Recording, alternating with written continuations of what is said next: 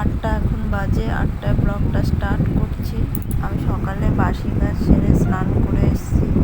স্নান করে এই যে গাছে জল দিলাম, আমাদের বেলকনিতে গাছে জল দিলাম, দিয়ে এখন চা খাওয়া হয়ে গেছে। এখন রান্না হলে এলাম ভাত বসাতে। ভাত বসাবো, কেননা দেওর তাড়াতাড়ি খেয়ে বেরোয়, 8:30 বাজে। এখন ভাত বসিয়ে দিলাম। এখন দেওর আজকে রবিবার, বর মশাই বাড়ি আছে, বাজার থেকে মাংস নিয়ে এসছে, চিকেন নিয়ে এসছে, তাই আজকে চিকেন নিয়ে রান্না করবো। 2.5 কেজি মতন চিকেন এনেছে, কেননা বাড়িতে লোক অনেক। এই যে আমি চিকেনটাকে ধুয়ে একটু নুন হলুদ তেলটা একটু মাখিয়ে রাখলাম যাতে চিকেনটা একটু সফট হয়। আর নিরামিষ করব, একটু টক আর উচ্ছে চচ্চড়ি হয়ে গেছে। এখন চিকেনটা বসিয়ে দিয়েছি। এগুলো জোগাড় করে উঠতে উঠতে আমার সময় লেগে গেছে। এখন প্রায় 11টা বাজে। 11টার সময় যে আমার বরমশাই বাড়িতে বসে ফোন ঘাঁটছে। রবিবারটা ছেলে যে শুয়ে শুয়ে ফোন, আর বাড়িতে গরমের ছুটিতে যে ছুটি থাকলে মানে টিউশনি করে এসেই ফোন ঘাঁটা শুরু করে দিয়েছে। মানে গেম জানতে, বুঝতেই তো পারছে, গেম ছাড়া কিছুই বোঝে না।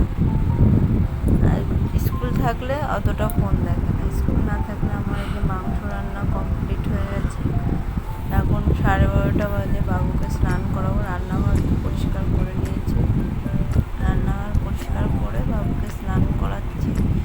এই যে আমাদের কলতলা, আমাদের কলতলাটায় এই যে বাবুকে স্নান করাচ্ছি। এত বড় হয়েছে, এখনও নিচে স্নান করতে জানে না, যে আমাকেই করিয়ে দিতে হয়। মানে স্নান করতে করতে কি দুষ্টুমি শুরু করেছে, আর ক্যামেরার দিকে তাকিয়ে হাসছে, এই করছে। দুষ্টু জানেনি তো, একটু দুষ্টু হলে কেমন। স্নান হয়ে যাচ্ছে, এখন জামা কাপড়টা একটু ধুয়ে দেবো, তারপরে আমি স্নান করবো। সকালে একবার স্নান করেছে, কিন্তু আবার দুপুরে করতে হয়। আর চিকেন রান্না করেছি, মাংস জানেন তো। স্নান করে এখন চলে এসেছি। বাবু স্নান হয়ে গেছে, ও বললো মা একটু চিকেন দাও, একটু চিকেন বসে খাবো।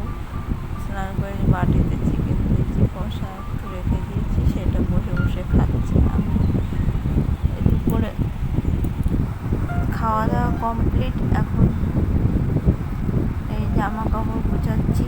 আবার বাবুর 5:30টায় ড্রয়িং আছে, আজকে সানডে ড্রয়িং থাকে। আমি রেডি হয়ে গেছি তাকে ড্রয়িংয়ে ছাড়তে যাবো বলে। এই যে রেডি হয়ে বেরোবো। এখন 5:30 প্রায় বাজতে যায়, বাড়ি থেকে 2 মিনিট লাগে, তাই 5 মিনিট আগে বেরোলেই হয়ে যায়। 5:25-এ এই যে বেরিয়ে পড়েছি। দেখুন বিকালের প্রাকৃতিক দৃশ্যটা, আকাশটি কত সুন্দর মনোরম। এই যে বাবু কোচিংয়ে চলে এসেছি, বাবুকে ছেড়ে আবার চলে যাচ্ছি। এসে প্রায় সন্ধ্যে প্রায় হয়নি এখনও, তাই ভাবছি আমার শাশুড়িকে একটু চা করে দিই, কেননা তার চাটা আগে করে দিই, চা খাওয়া হয়ে গেলে তারপরে সন্ধ্যে দেবো। তাই আমি জামাটা ছাড়িনি, আমার ওপরে বেডরুম, আবার গিয়ে জামা ছাড়বো।